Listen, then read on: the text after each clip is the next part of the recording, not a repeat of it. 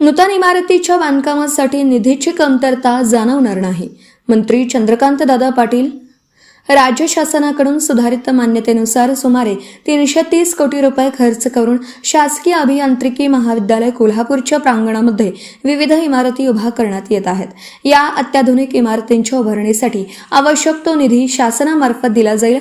निधीची कमतरता अजिबात जाणवणार नाही अशी निसंदिग्ध ग्वाही राज्याचे उच्च व तंत्र शिक्षण तथा संसदीय कार्यमंत्री चंद्रकांत पाटील यांनी दिली. ते पुढे म्हणाले, या नूतन इमारतीत पाणी पुरवठ्याच्या अनुषंगाने सार्वजनिक बांधकाम विभाग 4 कोटी तर उच्च तंत्र शिक्षण विभागाच्या वतीने 5 कोटी रुपये खर्च करून या ठिकाणी कायमस्वरूपी पाणी पुरवठ्याची सोय केली जाईल. तसेच MPSC मार्फत उच्च तंत्र शिक्षण विभागात सुमारे 350 प्राध्यापकांची भरती करण्यात आली आहे. या प्रक्रियेला लवकरच अंतिम स्वरूप मिळेल असं सांगून कोल्हापूरच्या शासकीय महाविद्यालयाचा दर्जा अतिशय चांगला असल्याचं निरीक्षणही त्यांनी या प्रसंगी नोंदवलं. या आढावा बैठकीनंतर मंत्री चंद्रकांत दादा यांनी शासकीय तंत्रनिकेतन कोल्हापूर येथे स्थापन करण्यात आलेल्या उत्कृष्टता केंद्राचे उद्घाटन केलं.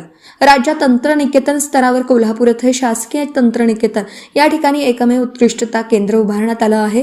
या केंद्रासाठी राज्य शासनाने अत्याधुनिक हार्डवेअर, सॉफ्टवेअर व प्रशिक्षण सुविधांसाठी विशेष निधी उपलब्ध करून दिला असून त्याद्वारे 3 अत्याधुनिक प्रयोगशाळा येथे विकसित करण्यात आल्या आहेत. यावेळी मनपाचे जल अभियंता हर्षजित घाटके यांच्यासह शासकीय व तंत्रनिकेतन महाविद्यालयाचे इतर प्राध्यापक, कर्मचारी आणि विद्यार्थी मोठ्या संख्येने उपस्थित होते. शासकीय अभियांत्रिकी महाविद्यालयाच्या नेचर पार्क या ठिकाणी आढावा बैठकीचं आयोजन करण्यात आलं होतं.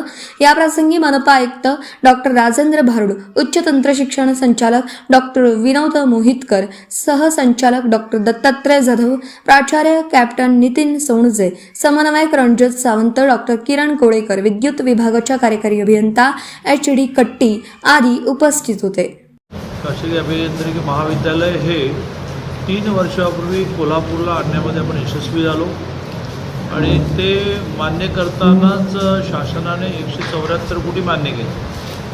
कुठल्याही विषयामध्ये जसं जसं टप्पा पुढे जातो तसं तसं वाढीव काही खर्च लक्षात येतात. त्याप्रमाणे अजून एक 87 कोटी ह्या सगळ्या हे सगळं जे स्वप्न आहे ते पूर्ण व्हायला लागणार. शासन त्याची सुधारित प्रशासकीय मान्यता देणार आहे. इमिजिएट त्यांना 15 कोटीचे 2 स्लॉट जे लागतील त्यासाठी आम्हाला फार अडचण येणार नाही. त्यामुळे त्यांचं कॉन्ट्रॅक्टचं राहिलेलं बिल तर आम्हाला दरवर्षीच्या मिळालेल्या पैशामध्ये बसतं, त्याच्यामुळे ते लगेच त्यांचं बिल निघेल. आणि हे जे वाढीव 15 कोटी 2 प्रपोजल्स करायचे ती पण लवकरात लवकर करून घेतो. प्रामुख्याने प्रश्न पाण्याचा आहे, तर त्यासाठी कोल्हापूर महानगरपालिकेने व्यवस्थित त्याचा आराखडा तयार केला. तर 9 कोटी लागणार आहे. कन्व्हेन्शन सेंटरमध्ये पाण्यासाठी 4 कोटी स्पेअर करता येतील. 5 कोटी आम्ही द्यायचे ते आम्ही देतो. कन्व्हेन्शन सेंटर या विषयात आपल्याला माहिती आहे की तिथेही बऱ्यापैकी प्रगती चालू आहे. प्राध्यापकांची कमी या विषयामध्ये आम्हाला 350 प्राध्यापक संपूर्ण महाराष्ट्रात लागणं सँक्शन झालं. MPSCकडे रिक्वायरमेंट दिली. आता MPSC ती जाहिरात काढेल, मग त्याच्यामुळे ॲप्लिकेशन येईल, स्क्रुटिनी होईल, त्याची परीक्षा होईल, इंटरव्ह्यू होतील, त्याला डिसेंबर उजाड. तर गेले 3 वर्ष ज्या पद्धतीने जवळच्या पॉलिटेक्निक इंजिनिअरिंग कॉलेजमधले प्राध्यापक आम्ही इथे तात्पुरते घेतो आणि प्रॉपर बेसिसवर काही प्राध्यापक मिळतात. असं करून खूप ॲकॅडमिक परफॉर्मन्स इथला चांगला आहे. इथला ज्याला आपण म्हणतो की लास्ट ॲडमिशन क्लोज ही जवळजवळ 85% होते आहे.